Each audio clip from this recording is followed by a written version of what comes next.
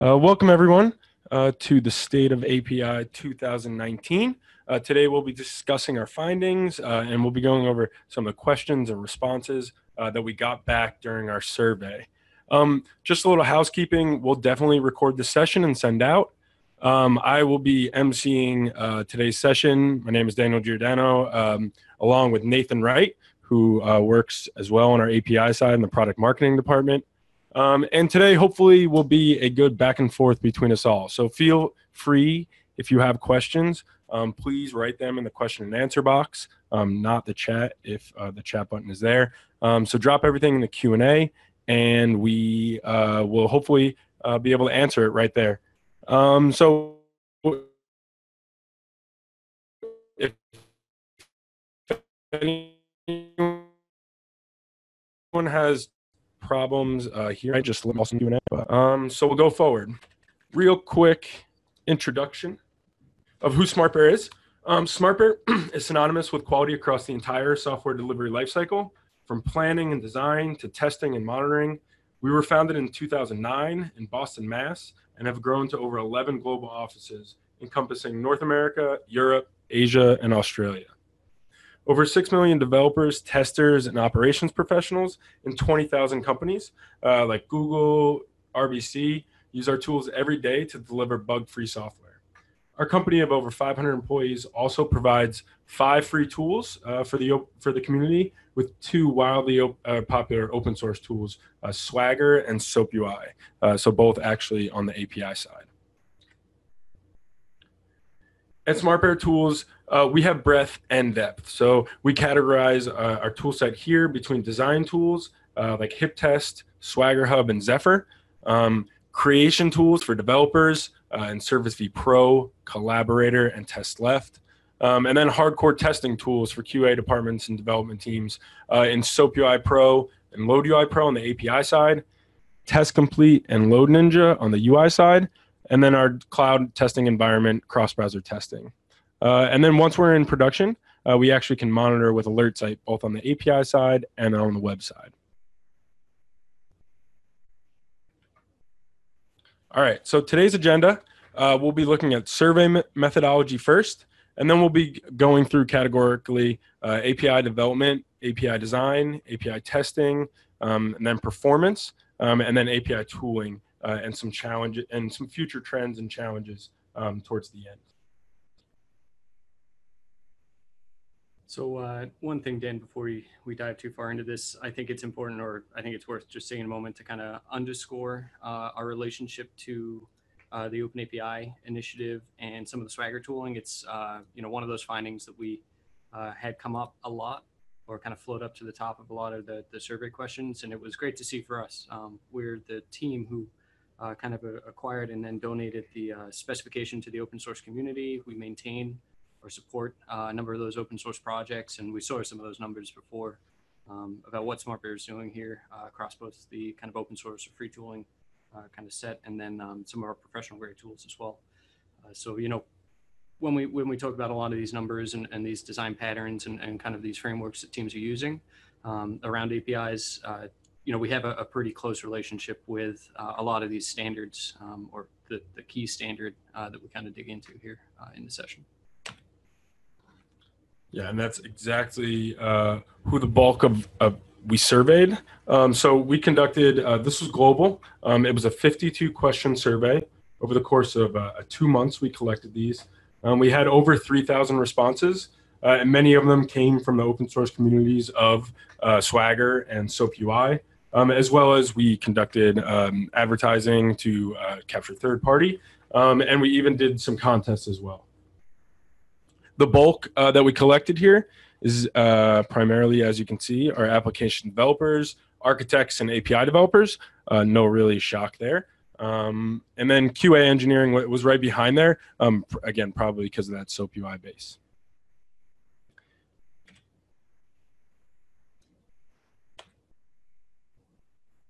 All right, so where do they work?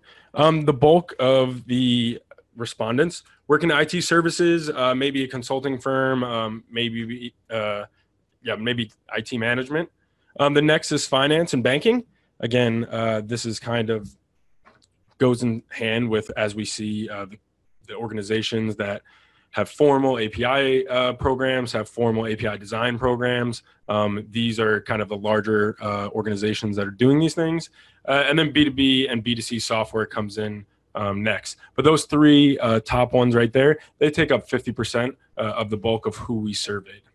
And I think that finance and banking one is huge, especially with a lot of the, I don't want to say rule changes, but a lot of the guidelines that are starting to float up here, and groups are starting to follow the idea of standards and kind of, design patterns, and a lot of the stuff that we saw kind of come up in the survey, I think relates pretty closely to those regulated sectors. So it was really interesting to see the respondents kind of reflect that. These respondents, how do they work with these APIs? This one's definitely interesting because I think it could lend itself to change your answer. But the bulk here is both, two ways. This is a two-way street. Many of our developers and architects that we interviewed or had this go out to, both consume and develop these APIs. And then actually the next question from Jerry, what about geographic coverage? That is on our next slide. So where are results from? You can see here we got a great spread. APIs are certainly a global business. 31% of our respondents were in North America, which is the bulk, but again, 26% in Europe and 18% in India. This was very encouraging to see a widespread across the world of APIs and not just have concentrated in one area.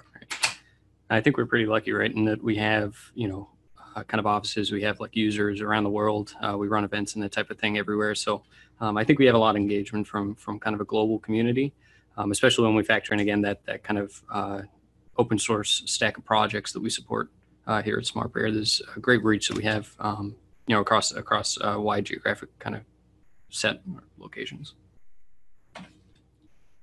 All right, so let's get to it in API development trends.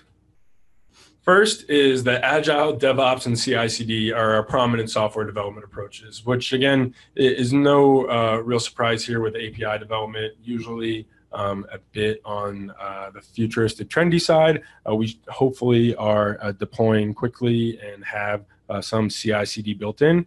But you can see here, Agile with a capital A, always high on the list. We have over 80% in 2019 compared to 2016, which was about 65%. So still growth there, but DevOps certainly the biggest growth shown. Almost 100% growth over the last 2 or 3 years since we last ran this, and it's certainly becoming a larger development methodology that we see in our customer base. Yeah, for sure. And a lot of the groups that we talk to, if they're not, a DevOps shop or something like now, they're exploring how to become one. So I think that's a kind of a percentage that we'll see continue to grow, over the next couple of years as delivery cycles and kind of services, that the timelines get shorter. Right. And hand in hand with that is obviously the CI server, kind of the nexus of that whole world. Quite honestly, I was pretty surprised by this GitLab number here. I originally mentioned that when I read this. GitLab CI coming in at 26%, with Jenkins obviously 60% being the huge player in the CI space. And then TFS, which I'm going to surmise also encompasses Azure DevOps and / formerly known as VSTS. And then AWS Code Pipeline. Those top 4 make up the bulk there. What do you think it is, Dan, that gives Jenkins such a dominant kind of hand in this space? You think it's the model, like the way they kind of deliver it, or it's the flexibility, like the way that they structure the plugin library? Like, I think it was easy to use when it first came out in 2011, 2012. I think it majorly forked from Hudson. I was around at a good time, quite honestly. And yeah, it is really, it's a good tool. Yeah. So I think that is why. But we talked about this a little bit off air. I think that we can see the rise of the dominant hosting provider becoming a part of that process. So again, GitLab, AWS, when you can have your CI system tied right into your actual deployment product, it's pretty handy. Yeah, it's not really a shock that we have like AWS right there as well, right? Exactly. Yeah. All right. So APIs reign king for web and mobile. I thought this was pretty interesting. Obviously, it unfolded the way I thought, but great question here. Which experiences do these APIs support? So how is the medium getting accessed? Web is obviously the top one here, but mobile and backend systems, we definitely see this backend system one growing. We talk a little bit about microservices at the end, but microservices wrapping up these older ERP systems, these SAP, maybe Salesforce CRMs, but all these microservice action happening behind the scenes in large enterprises, it's certainly going to drive the future growth as well. And this, chances are it's a combination of these things, right? It's like we have a number of back-end integrations or services communicating each other to deliver something through like a web interface or something like that. Yeah, I don't know. This is another interesting one to kind of see the change in the numbers here.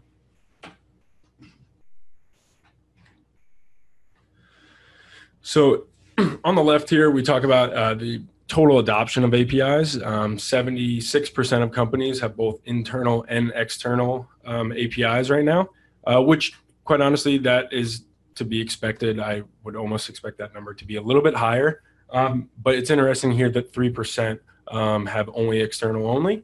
We'll probably see kind of a revolution of what external API programs look like in the future, just because I think it was the wild, wild west for a little bit there.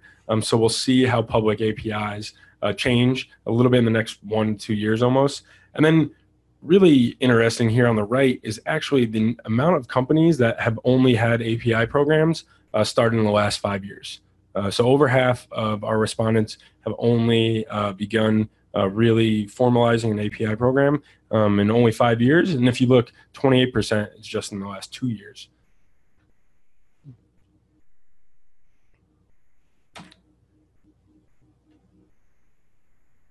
All right, reasons behind these APIs that are getting built. We saw before with how they were getting accessed, interoperation between internal system tools and teams.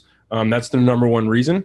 We talked about old enterprise systems that now are getting wrapped in RESTful wrappers. But in general, just it's actually the external APIs that is really growing the most. Extending functionality in a product service, sharing services between two products or internal products, and then some other reasons like reducing development cost overall, which is really just a byproduct of APIs and their benefits in general. So we have one question here about testing. We actually have a whole section on testing, so we'll certainly keep this in the parking lot, but we'll get to that, promise.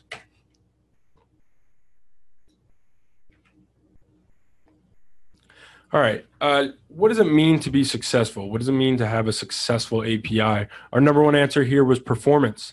So actually performance of the API, the responsiveness of that API is the number one factor here. With the second one really being a lot of what we've been doing lately is with developer experience, that it's almost a brand interaction when you look up documentation, when you interact with that API. I think this one's really interesting, right? There's so much focus traditionally on like UX and kind of customer experience, right? Like end user experience. But this shift in mentality that our developers or the developers that we're providing services for, they are essentially our customers, our consumers, right? So that experience being a kind of a top priority, I think is really interesting and really engaging. And one of the bigger takeaways from the survey, just the height that we see that kind of or where in this rank that we see that kind of experience sit, I think is really interesting. Yeah, I mean, companies like Stripe that really dive down into their documentation to make it a forefront. That's why their brand is so strong, right? It's not their marketing page, it's not their login access. It's a developer first company, and it was that interaction with the documentation that really bore that brand out. Or what about like a service driven company, something like Twilio, right? It's like that's 100%, driven through their APIs and through their services. Not 100%, I shouldn't say that, but a lot of that comes through their APIs and their services, and that experience, that onboarding of the new developer is the primary way they keep engagement and make things really sticky on their side. I'm sure there's been a bunch of people who've tried to come up and kind of do that better. But I think one of the big things that Twilio has going for it is that initial kind of onboarding experience for new developers, and just making it hard to kind of turn away from something like that. And uptime availability here too is, there's a couple questions on our API performance down below, but we've seen a rise of API monitoring. We certainly pivoted as well with Alert Site to actually monitor those API transactions, but it's becoming part of the more formalized monitoring process in production. Pretty amazing to see monetization down at the bottom. Maybe that's just the nature of internal APIs. Right. That's what I would guess too. But it's still, I think, interesting to see it kind of ranked there. All right, we'll shift to API designs and standards. And we actually have a poll. I'll ask this poll first, and then we can look over what some of the other questions were. Let me launch this here. All right, so 45 seconds to 60 seconds. What best describes how you work with OAS today? So design first, code first, maybe a little mixture of both. Maybe you're looking to move to design first, or maybe you're not using specification at all. And just anyone unfamiliar, these are terms we throw around an awful lot, but design first being the idea that we come up with something like a specification, right? Something like a definition of what an API or service is going to do. And we get feedback, we kind of iterate on that very quickly, and then we start to code against it, or we start to build tests against it, or use it to generate something like an SDK. Code first is kind of the other side, where we write applications very, very quickly. We make changes very, very quickly every day. And as part of like a build process, we output a definition, or we output kind of an artifact that we can use as like a definition of what that service does. And then, take advantage of some of the other kind of design first flows. So yeah, it's just to kind of level set everyone here on that. All right, I am going to end this poll in a minute up there. So ending, and I will also share results real quick. I'll take a look pretty quickly there for 15 seconds. You'll see this almost matches the poll results. We count everything individually. So design first, still in the lead there, which we'll talk about is pretty interesting. So let me stop this real quick. All right. So API design overall is still maturing, and larger companies are at the forefront of it, which is to be expected in a field, I think, that really shines when you have a lot of APIs, when you're reusing and reworking a lot of these APIs. So over 50% of companies with over 10,000 employees have a very dedicated formal API design process. I think that's amazing. And I think, in a lot of the conversations I've had, a lot of that comes down to like a kind of a review process, right? Where we want to share a design before we spend weeks, months developing the actual service. We want to share a design with something like a review board at one of these, 10,000 plus employee companies. They will sign off on it. And there's a confidence now that, whatever we implement, it matches the design, it matches what was kind of signed off by some higher level group. And I think that's a really, important way that a lot of organizations are kind of consolidating issues that kind of bubble up later in the pipeline or further downstream. The worst thing is for us to spend an X amount of time developing a new application or a new service, and then to find out that it doesn't meet certain compliance rules, or it doesn't actually deliver data in the way that, the organization as a whole wants it to be delivered. So having this formal API design process, I think, is really interesting when we see it mapped against those larger organizations there.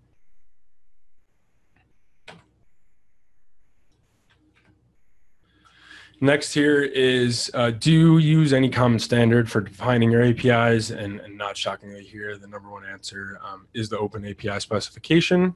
Second here is WSDL. Also really not that shocking. Probably if you're on the SOAP side, you're going to use that, certainly. And then Waddle, API Blueprint, and RAML. Those three really on the RESTful side have fallen out of favor in the last 2 years, instead for Open API spec. So we were talking about this a little bit earlier. The idea of like a collection is a standard for defining APIs. You got any thoughts on that, Dan? Yeah, I wouldn't consider it a specification for designing or defining really your API. Yeah. Maybe a way like sharing information about an API. Exactly, right, sharing a collection of API calls. Yeah. What? All right, this one's thrown in really because we talk a lot about review in the design process. And this question was around how do we communicate any of the problems that are happening in the review phase? How do we actually talk about our API design process? Number one answer is the Atlassian stack, Jira, Confluence, and then obviously email, but Slack also at 23%. So the headline here, Atlassian and Slack are really the new email. It's how almost everything gets communicated. I think that's speed. Just even though like an email comes in and I don't know, it falls into a queue essentially, right? And then we answer it. Do you think there's a little more of like known as to reply in something like Jira or Slack, or there's a little more kind of accountability when you don't reply to some message like that comes in? Yeah, I think that, and I think developers in general love Slack. I don't know if I can say that about them loving Jira or Confluence, Sure. but certainly I think it's the main space for most larger organizations right now to actually communicate.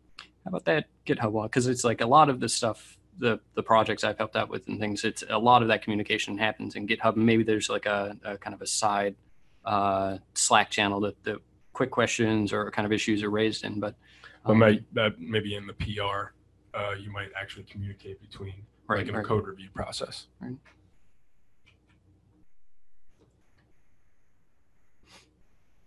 All right, and then this is kind of the poll we did before. Almost half of API teams have adopted some type of design first with OAS in their API development today.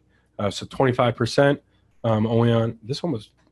This pretty much mirrors exactly what we had before. Yeah. A little bit more here on design first. Quite honestly, surprising. This is really nice to see. This is where we focus the most, almost in our product development. But to see that companies are actually putting their effort up front and hopefully seeing the benefits of that definition in development, testing, and even monitoring.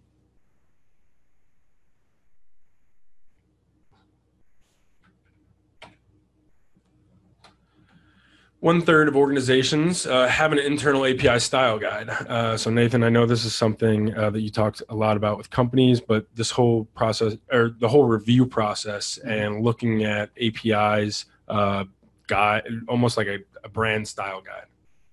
Right, and I think we can kind of map this against something like a developer experience, right? It's like if I'm delivering a number of different APIs to a large group of developers, I want to ensure that when we access a user object or something, or we make a call for a user object, it shouldn't be different from any of these other services. There should be a common guideline that says, okay, this is how we deliver something like that object definition, or this is even how you require it. This is the path and the way that we structure it. I'm sure people have interacted with APIs where it's a little bit of a free-for-all, and each team is left to decide on what is the best way to deliver something like that information. So I think having these, not necessarily like really strict style guidelines, there's definitely a balance between being overbearing and kind of guiding development. But having these overarching style guidelines, I think is important, especially when we start to think about that developer experience. And then obviously these big kind of names in the highest adoption kind of rank, the industries here, it's a lot to do with compliance, right? It's like we have to have a common way that we're delivering this data, and it has to be compliant to some higher level set of rules. And we need to make sure that that's happening across an organization. And we run sessions on just standardization, guidelines, workflows. This is something that we see kind of a lot of engagement with around OpenAPI and the Swagger tool. All right, and then this next one I probably actually could have put almost the first question we have in our slide deck today, but we're always at rest. 79% are the standard for API or web services. SOAP's right behind. Not really, again, that surprising. We have a lot of enterprise reach, and it's still, from a security perspective, the handshake on both sides proves it to really be important in a lot of scenarios. I'd love to see the answer to this question. Which of the following web service formats do you plan on using like the next 3 or 5 years? We talk a lot about REST. I'm sure if you asked this question 5 years ago, it's like that SOAP number will be a little higher up there. What is it going to be down the line? I think there's obviously a place always for REST. but I know GraphQL we hear all the time about, and some of the advantages, especially when you look at the amount of data that you can serve through something like a GraphQL interface. I think that would be a really kind of interesting question to think about. Yeah, GraphQL being nearly JMS was pretty interesting. IoT protocol still being pretty low here, 10% on Graph. And then quite honestly, gRPC, there might be a couple of the REST APIs up there that might fall into this category without them actually knowing.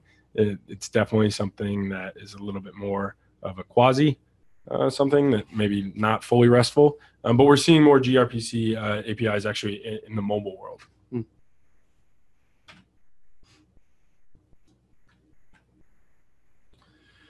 All right, so let's get to API testing. Let me see if we have a poll on that. I'll ask that real quick. All right, so yeah, we actually do. Let me launch this. So does your organization have a formal API testing process? Yes, and testing is a top priority. Yes, but it's not. Or no. And I'm not sure if you don't know what API testing is, I suppose. So we'll give another 30 seconds for this. I like that we capitalized not all the way through there. Not a priority. Oh boy. So we have, we work, and when I started here at SmartBear, work really closely with a lot of our kind of testing groups and testing tools. There's a lot of different ways that people approach testing, right, in the industry. And it was really interesting to see, a lot of people creating tests, but then not necessarily executing, just, again, underscoring what we were talking about earlier with, this reliance on CI or CD or kind of this migration to CI CD. The idea of having, a group of manual QA testers is something that's migrating. These testers now are building tests that are executed, not necessarily manually, but through something like an automated process. And I think we dig into that in just a few minutes in the slides here. All right, so we'll end polling here, share results real quick. So the winner here at almost 50% is yes, and testing is a top priority. It's always good. Yes, but testing is not a priority, coming in next, or is next and adding kind of what's almost 60% respondents actually are testing. And then no, but we plan to in the future is obviously the move and trend that we see in the market from API testing, from UI testing, both. All right, so who owns quality? This one is interesting. We always see the different organizations, whether they're development teams, whether they still have formal QA processes, but who is responsible the most for testing? And you can see here, devs, quite a bit responsible for testing. Design and architecture, not so much. They don't spend all of their time on it. Sorry, I have a lot of windows in my way. It's interesting, documentation being quite up there. I guess that's, again, underscoring that kind of developer experience side or the exposure side, right? It's, when we get to the documentation stage and we're writing against a service definition, it's like the documentation team, I'm sure, is going to have a very kind of opinionated approach to that. And that drives a lot of quality, maybe from other teams. All right, shocker here. The biggest companies test more. You can see that for companies over 10,000 people or more, testing is a top priority. You can probably think here, banks, Fortune 100 companies, Fortune 500 companies, testing is obviously huge importance. It's interesting here, the 125, obviously, that's still pretty big. Maybe it's all individual people, but I'd say 25 people, that's a pretty decent sized startup. I would guess that testing is somewhat thought of, especially with TDD and BDD practices becoming more prevalent. I got a question for you, Dan. If you were working on something on the weekend, like a project, how would testing rank on there? It would be pretty low. Yeah. If I knew someone was going to pay me for my weekend work, I might be a little bit more prevalent to write myself some tests. But that's because that, again, kind of reinforces the idea of quality being the driver, right? It's like if we have something that we can essentially prove like we're passing, 99.9% of our tests here, and coverage is very high. That right there should communicate quality, as opposed to someone having to actually use the service day in and day out and be like, all right, yeah, this looks pretty good. It's like it kind of embeds a level of confidence in the end user when something's very highly tested. And I love those little buttons that you see on some repositories, that show kind of coverage metrics and kind of test coverage, or pass failure rates. I think that's really insightful. And just the way that exposure of that kind of data drives like the development of tests and that type of thing, and drives quality, I think is pretty important.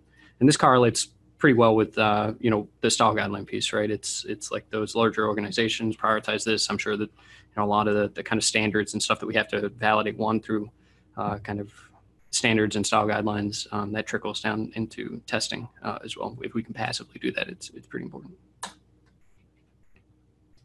And the majority of this testing is done on internal APIs. Over half of the testing is done, again, on those back-end APIs that are connecting business operations.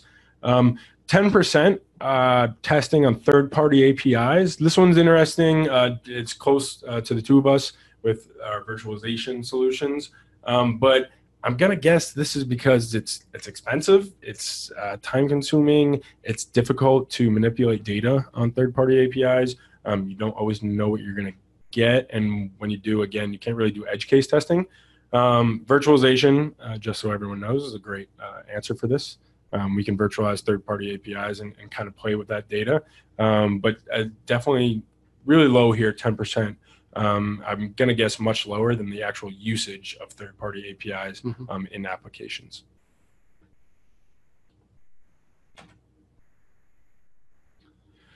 All right, API documentation and developer experience. Another quick poll here. What is the biggest obstacle you have to providing the above average documentation? So it's either not a priority, you're not using the right tools, we struggle with keeping and maintaining these documentations, or we just have too many to maintain.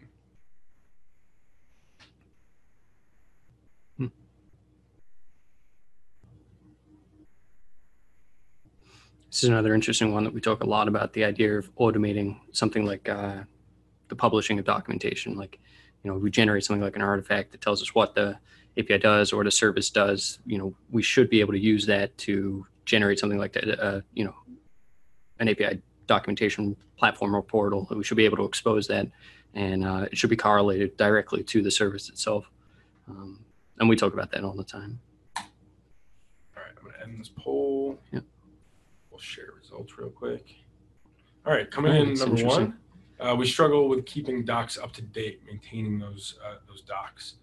That is interesting. And then number two here, we don't have the time and resources to dedicate to just API documentation. Those two feels like they go hand in hand, right? It's like we don't, we're struggling keeping it up to date. It's probably a time resource kind of bottleneck there. That's really kind of interesting kind of results to see come in here. Yeah. We had a question real quick to clarify the last slide. Internal, external, and third party. So internal is you built it, you use it. External APIs are you built it and a third party company uses it. And then third party is you didn't build it, but you use it. And in that first one, it's like you built it, you use it. That's like an organization level, right? It's exactly. Like if I built an API and you used it, we would consider that to be an internal service. Yeah, exactly. Those back-facing APIs. Right. We would be the you. All right. Stop sharing. All right. So 2/3 of organizations have a formal API documentation process. But my takeaway here was actually it's pretty low as far as priority. Yes, and documentation is a top priority. You can see here, really not that high across any size company, almost less than 50%.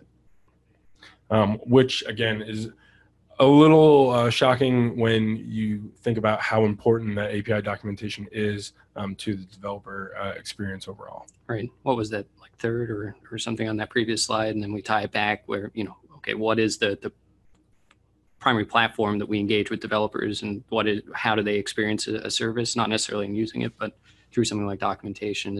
It is interesting that it doesn't rank a little bit higher than it is top priority.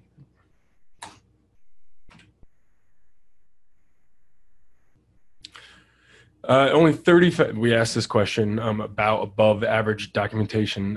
Really here, 35% of API providers feel that their own organization have above average API documentation. Really low, I'm not gonna lie, definitely disappointing. Again, when we talk about documentation and how important it is. This one here, how would you rate the documentation your organization provides today, the overall? 33% average, kind of the bell curve there, and only 7% very good. Yeah. I wonder what that looks like. I wish I could see some of these very good documents. That's 7% of very good. Yeah. Well, they're grading yourself, right? It's like my documentation looks great. Yeah, which I'm gonna guess people are harsh critics. Yeah. So maybe they dock themselves 1 or 2 points. Yep.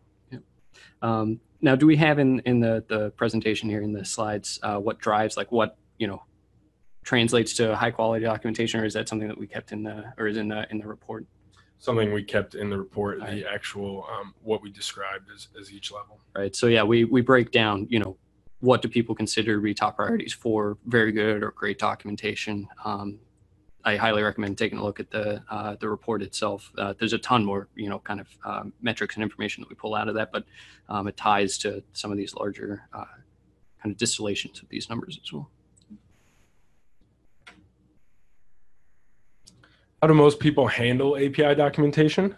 Almost 50% use an API definition like OAS or Swagger, and then they automate the entire process, which is good to hear. That's how we hope the process goes. And then 25%, which is kind of the more traditional, very code-driven way to do it, where you're going to annotate right above the call itself. And this probably correlates pretty closely to that code first number that we were talking about before, right? It's like if we're generating a specification, if we're generating something from code, chances are we're using that to document our APIs.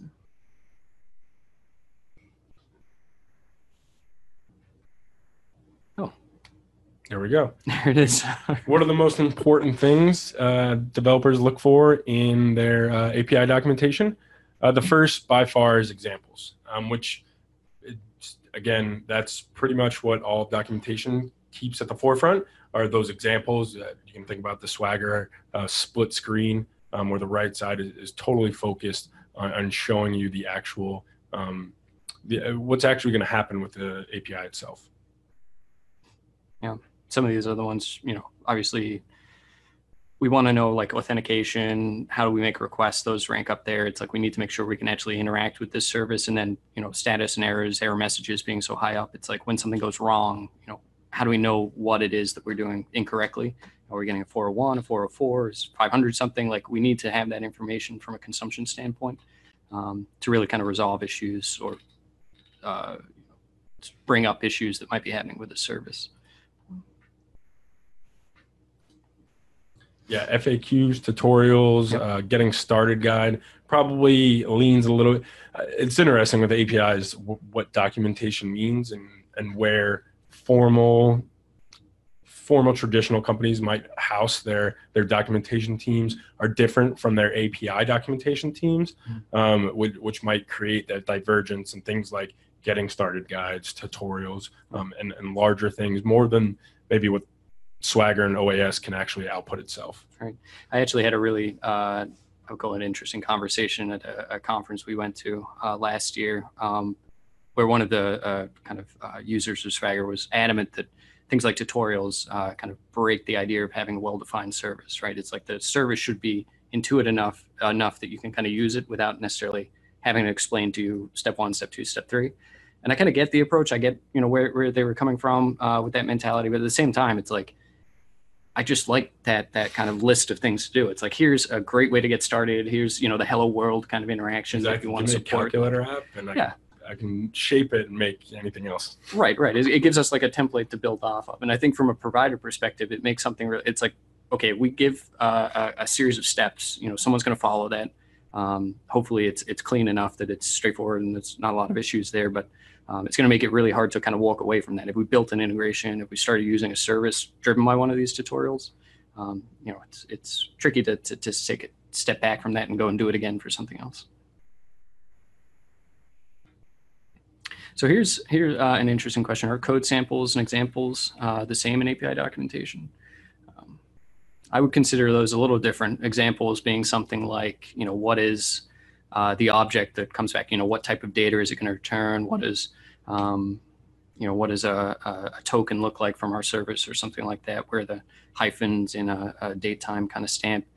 Code samples, I think, are a little lower level. When we provide something like an SDK, that's kind of a sample of how we write a method to interact with this, or how do we, how to create a function to make a call against this service. I think that's more in line with the code sample as opposed to an example, which is more like, here's the thing that it will come back with. Here's what it's actually going to look like.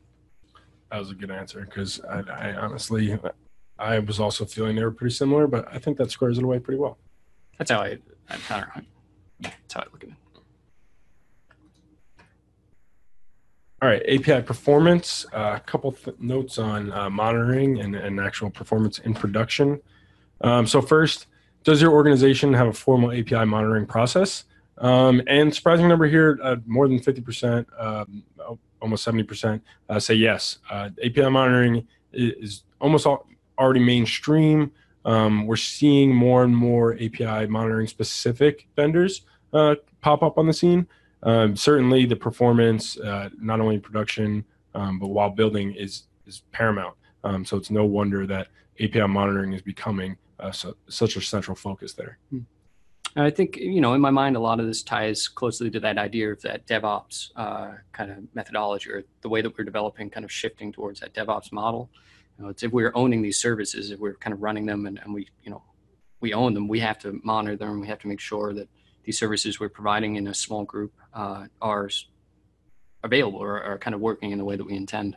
Monitoring is a great way to do that. We don't want to have to sign on every day and kind of go through a chain of commands and make sure the service is running. We should be able to kind of passively monitor it and get an alert or a report when something deviates from what we kind of intend. And the number one biggest risk of poor API performance is loss of customers. Obviously is number one, but damaging brand perception, that's pretty interesting. I definitely think that is the growing sentiment of performance in general at the API level, at the UI level. Oh, sorry. But in general, that performance is your brand. Having a laggy experience has a negative outlook, or you're going to have a negative outlook on everything that the company does.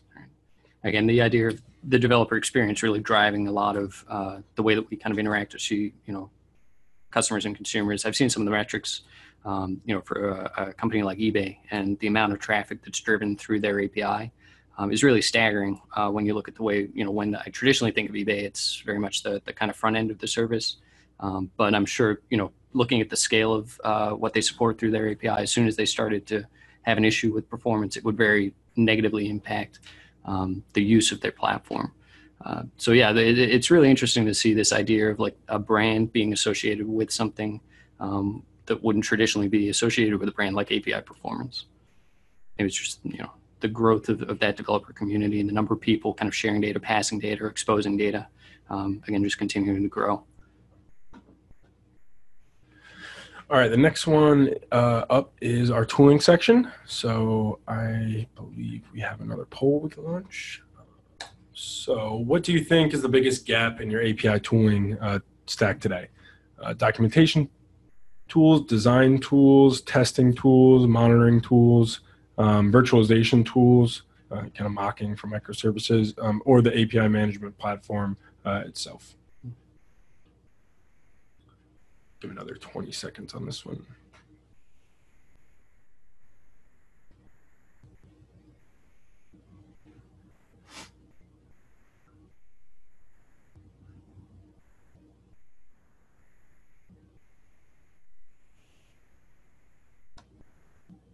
All right, I'm going to end this poll and show.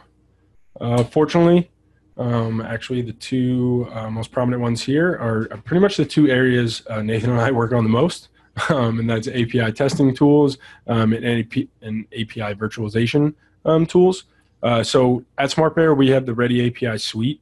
It's an entire platform for API quality, enabling functional testing, security testing, and load testing in an easy-to-use package with point and click or scripting capabilities for test assertions, data-driven testing, and wrapped up all with a test runner that can be run easily in a CI/CD environment. And then that's coupled with Service vPro, which is our virtualization tool.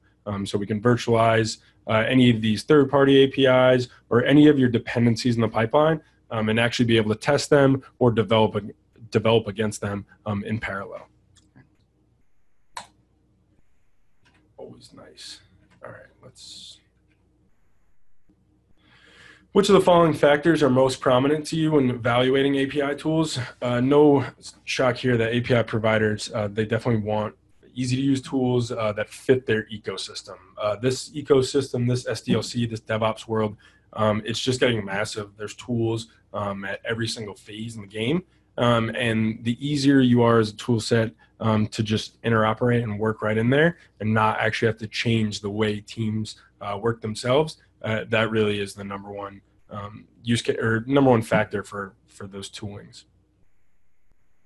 Right. And how hard is it to tie that into an existing process, or how hard is it to, I think that reusability one is really interesting too.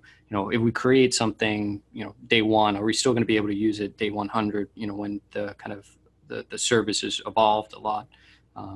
It's terrible than when we have to kind of build something and then we have to iterate on it as frequently as the service itself. The idea of reusability and scalability, I think, is interesting to see so highly ranked there. The one that I am kind of surprised, support for scripting. I associate this with the idea of for customizability, for lack of a better word, where scripting, we can build extra functionality on top of something that already exists. It's interesting to see it rank kind of in the mid-range there. I guess a lot of the tools that are out there, and I guess the scope. I think we have a slide on the number of tools that are being used. Generally we find that easy to use tool. We make sure that it integrates with a couple other easy to use tools, and then as opposed to customizing something much larger, maybe we just stitch a number of these tools together.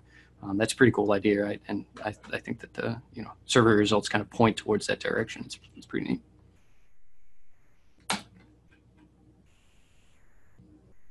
All right, so what tools do you actually use on an everyday basis to develop these high quality APIs? Number one here is API documentation tools and API functional testing tools. That makes sense on the quality part. It is interesting just the amount of tools there are, right? There's tons of categories here. There's almost 7 tool sets here that have over 40%. So that's just huge. It's a lot of tooling that everyone's using on an everyday basis in and out. Over an average of 5. That's amazing. Yeah. All right, and then here is the API management platforms, which is most popular, and it's again, no shock here. AWS, Google, and Microsoft Azure, they're leading the way with Apogee, Google's there as well. Oracle and IBM, they're kind of the traditional incumbents. WSO2, same way. MuleSoft, probably on the rise, I'm going to guess. Same thing with Kong, but still, it's a pretty stacked race for AWS and Microsoft right now. Not really that shocking, I suppose. No, and they've done a great job, like providing just boatloads of functionality, right, in these gateways and these service kind of platforms, and then allowing teams and kind of groups to pick and choose what they want to pull down from that set of services that they provide. So being able to stitch again 5 different services together, some of them being provided by AWS, and making that very easy to do, but then also making it pretty easy to load in something that's homegrown or some other tool that integrates with these services. I think that they do a really good job of just flooding the kind of the ocean of their services that they provide, and then just letting users decide which of those they kind of want to pick up. All right, and then the last section here, one slide, is challenges. So what does the future hold? And I actually have our last poll of the day here to see what you all think. What is the biggest challenge you see facing your team right now and in the future? Standardization, versioning, reuse, security, scalability, or tool integrations. There's a lot here. Authentication or discoverability. Now, it's interesting to see in the market, or in the groups that we kind of followed in, what problems teams are really trying to solve right now. I think the authentication one's interesting, like the kind of combination of standards that have floated up for how we authenticate is really interesting to see, and kind of that shrinking down into a kind of a small pool of options. I think that kind of ties pretty closely into the security piece. And then, standardization, versioning, and things. I think that aligns pretty closely with some of the adoption, kind of growth that we've seen in standards like Open API and definition formats for services. All right, and this. Share results real quick. Number one here is standardization, which we will see in 1 second is also the same as our survey. So, which API technology challenges do you most hope to see solved in the near future? Standardization is number one here with 58%. Again, no shock. It impacts us so much. It has so much value throughout the SDLC, throughout the pipeline, that it's up there almost 50% more than the next one. Right.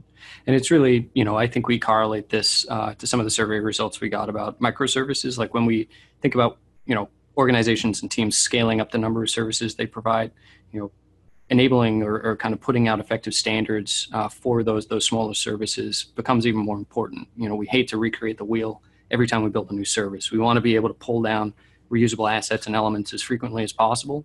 If we have something like authentication, we want to have that standardized for our organization so that we know exactly what we need to do when that new service needs to be created.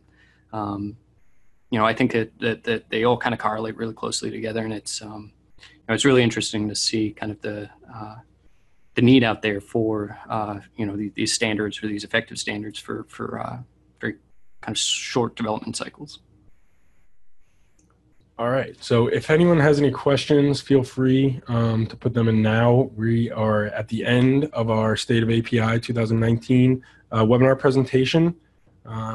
We have one question here about testing that I actually didn't get to, but it's about how do you engage developers and QA engineers to build integration tests for the APIs together, and do so in a way that outputs test coverage. We talked a little bit about test coverage, but just the first sentiment, definitely the API, Open API specification, and using that contract is probably the number one way to get the QA team and the development team on the same page, increasing your test coverage. When you know each endpoint, when you don't have to worry about discoverability of what you're testing, and that development team can hand over the spec and import it into a tool like Ready API that then outputs all of your endpoints with the example data, so you can data drive throughout that.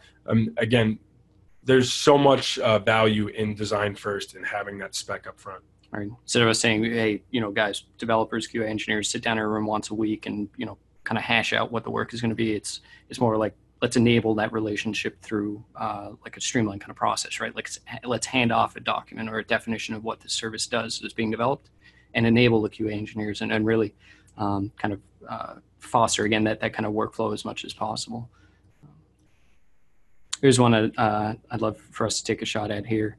Have you seen any public network APIs that implement something other than JSON for data, or I would say maybe other than JSON or XML, something like GPB, the Google Protocol Buffer?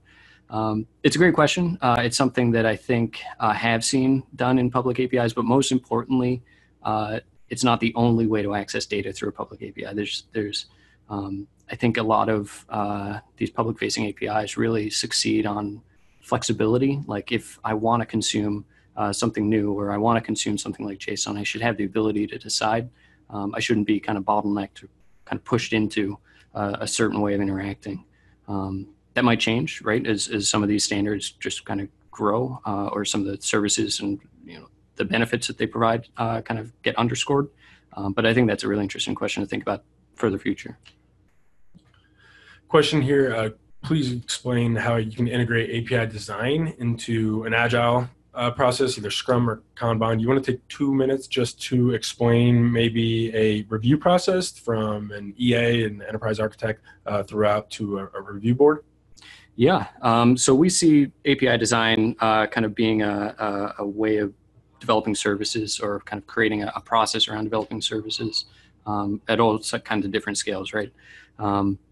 The idea being that we have kind of a group who comes up with that design. It might be an architecture group. It might be someone who kind of lays out the standards of what we want to build. And then we hand that off to a development team that's working in kind of an agile environment. And when we have that document that we can hand off, and it's very structured, it's, we can kind of compare it against a previous definition and say, okay, these are the changes we need to work on, or this is what we have to update in this new sprint. I think that it really enables a lot of that kind of agile process and that kind of thing. When we kind of look at the next stage, okay, we develop something, we push it on, we want to monitor it, we want to support it, we want to test it. Again, having that initial design is kind of even more important, right? We have this like artifact that travels the whole way through. So ideally, in a perfect world, whatever the kind of initial kind of group, the architecture group, or the developers laid out when they first kind of updated that design, that looks identical to what is actually kind of in production. We should be able to, let's say, expose documentation for that production API off the back of that initial design. There's a lot of places that can go wrong, but I think building a process around that is what we see a lot of teams migrating towards, and treating that specification, that definition, is kind of a single source of truth for the development process. Something we can always look back to and say, hey, this is what we got to be working on, or this is what we got to fill for this next sprint, or whatever it might be. I think that it's something that kind of ties nicely with that agile process, and I don't think it's a chance that they both kind of came to prominence, very similar timelines here. All right, so I just launched our last poll, actually live before. But if you're interested in learning any more about any of the SmartBear tools that can help you in any of the life cycle phases we talked about today, whether that's testing, providing documentation, monitoring, or virtualizing that API with Service Fee Pro, but please let us know. And actually, this will probably be the last question because we'll get kicked off at the hour mark. But we actually have one. What's new in SoapUI Pro 2019? Quick little plug, because it actually really applies. We just came out with 2.6, the latest release of Ready API and SoapUI Pro. And it has an API discovery tool that has OpenAPI specification auto filtering now. So you simply upload your specification and you can perform actions on either a UI or hit a curl against while we listen and record those transactions, and then we can output test cases against any of the data that we collect. So if you have a long login journey, or you have a long end-to-end journey on the front end, and there's important OpenAPI specs happening on the back end, we'll record all of that and we'll auto filter it out. And then you can generate test cases and assertions against those automatically. Sounds pretty cool. All right. So any other questions here, we'll get back to personally. So we'll write back. And then this is recorded. So the presentation and the recording will go out probably Monday or Tuesday morning. So be on the lookout for that. Thank you, everyone who answered questions for us today and in the survey. And be on the lookout this year for the 2020 survey that we'll launch probably in a couple months here. Awesome. Thanks, everybody. All right, enjoy.